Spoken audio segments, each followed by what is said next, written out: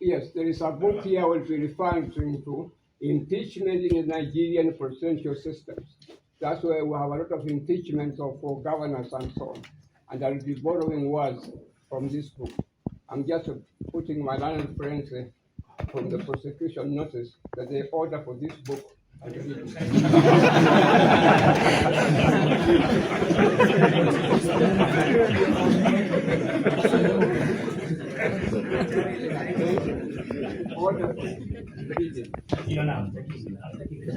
Impeachment in the Nigerian presidential system. I assure the very learned senior that we have captured. Yeah, there's a lot of literature on impeachment of governors, Your Honor.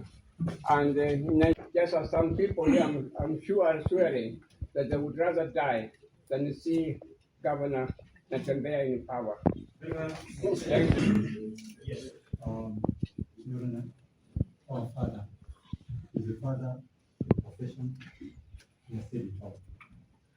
Give the governor some affordable cash here. Let him not stay here an hour longer, but don't pay the hands of his America.